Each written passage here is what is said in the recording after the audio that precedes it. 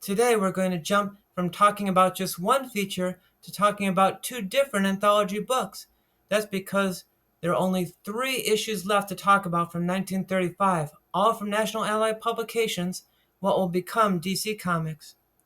We last visited New Fun with issue number 6, and we talked before about how the editorial page early on seemed to indicate that the plan was always to take the new off the title eventually and just call it Fun. With issue number 7, that change finally happens, but instead of Fun, the title is now More Fun. This issue comes out at the end of the year after another delay in publication. This would come out in August if New Fun had managed a monthly publication schedule. Part of the problem was a personnel shakeup. Loy Jacques was gone from editing the book as of issue number 4, and Malcolm Wheeler Nicholson, the publisher, was now editing the book himself and writing a lot of the features. Seems unlikely that Malcolm wanted to have to do all of this. We know his company was struggling financially because he still couldn't afford to print the entire book in color. The oversized format of New Fun is gone now too. As of issue 7, More Fun falls into line with the smaller, cheaper size of Famous Funnies. Although my coverage of New Fun number 6 focused on the introduction of two new features by Jerry Siegel and Joe Shuster, there was another new feature that debuted that same issue and continues into this one that I don't want to completely ignore. John Patterson was a cartoonist in the silly Bigfoot style, Bigfoot referring to the fact that cartoony characters are usually drawn with oversized feet, and his first comic book feature was Skipper Hicks.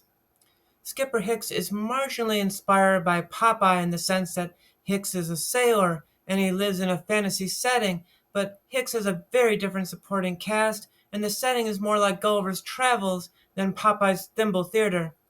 I'm not going into a lot more detail now, but remarkably this will not be the last time we talk about Skipper Hicks because of his unique place in history, the first comic book character to permanently transfer from one publisher to another. You might wonder, since the length of the book hasn't changed, what was being cut to make room for these new features. And it was the very random filler material, like the tapioca recipe that we talked about before.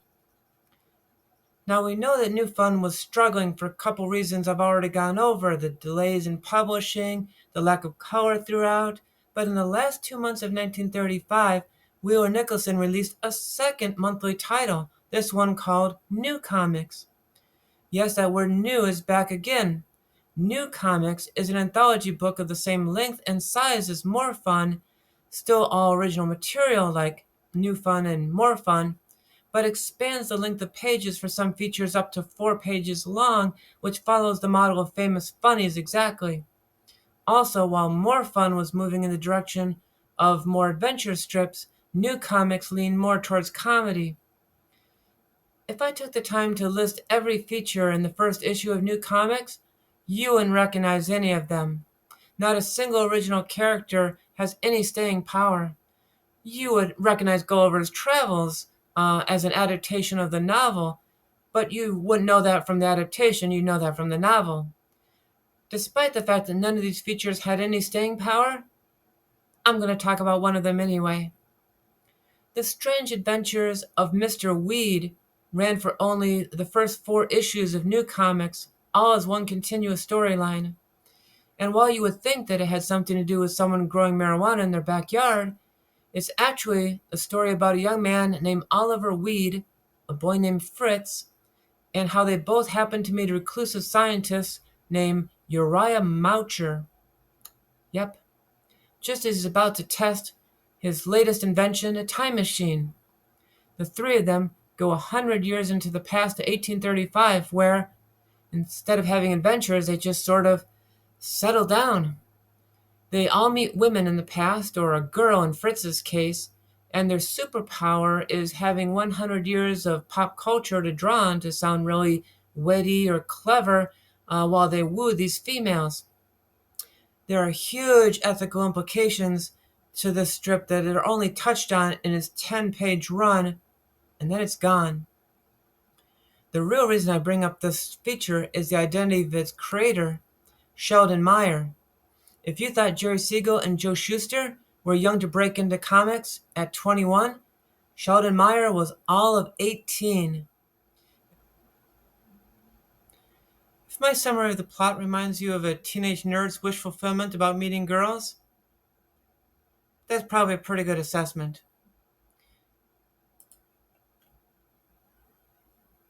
That Oliver Weed represents the author is also reinforced by Weed's resemblance to another character of Sheldon's called Scribbly, which is often seen as semi-autobiographical. We will probably be doing at least 2 spotlight episodes on Scribbly in the future, as important as that feature is, and that's not even Sheldon's most famous or iconic character, nor the reason Sheldon is one of the most important people in the history of comic books. I'm not going to say more about that, but I promise to come back to the subject. The second issue of New Comics has a new feature in it, and you're going to recognize the creators. That's right, it's Jerry Siegel and Joe Shuster.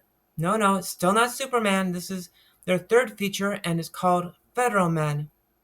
The G-Men, or Federal Men of the FBI, were heroes in the crime-ridden 1930s, so it's a little odd that this is only the second FBI agent to star in an early comic book, first being Dan Dunn, a character that I'm going to stick a pin in and come back to later.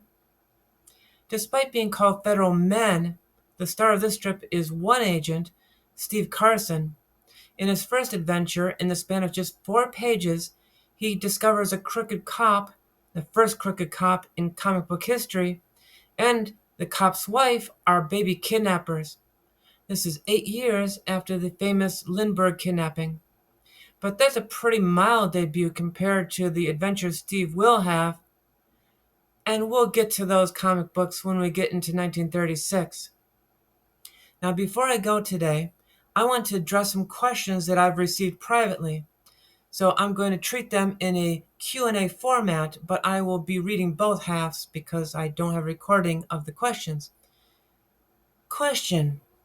In past comics, either in newspapers, serials, or pulp comics, did they have separate people for every aspect of the comic creation like they do now? Who did the writing, inking, coloring, etc.? Was it all the same person? My answer, yes, sometimes. There were some people who were the complete package, like a Will Eisner or Jack Cole, who could do everything themselves, but usually you only did one aspect of the comic book, assembly style. When did it become important or common for a person to specialize in just one aspect? Right away. But we don't know who inked or colored most pre-1960s comic books because they weren't credited for it. Most work was done in-house by an art studio, and inking and coloring would be handled by the new guys in the studio. Next question, like who chooses the colors or costumes that become iconic to a character? This is probably not the real accent, I'm just making it up. Important choices like designing the costumes and making those color choices would come from the head of the studio or its main artists. Question. I wonder if there were any arguments between the main editor and the creators over what would work best. Who had final say? The answer is, whoever was paying the bills had final say. In the golden age, you might be working for the publishers themselves, or you might work for a studio that the publisher hired to make content for them. Question. Were there any characters that were absolute flops? Until someone stepped up and changed something significant? Answer. Back then, there was no thought that this was valuable intellectual property that you would have to protect for 50, 80 years. If a character flopped, you simply dropped it and started a new character. Now, I can think of one exception to the rule that you don't reinvent a character to make it more popular. The Golden Age Atom was close to being canceled when the atomic bomb made Atom a household word. He was then given a brand new costume and a new lease on life, for at least a few more years. But we're a long way off from devoting a spotlight to that character. So until then, or until our next episode, bye for now.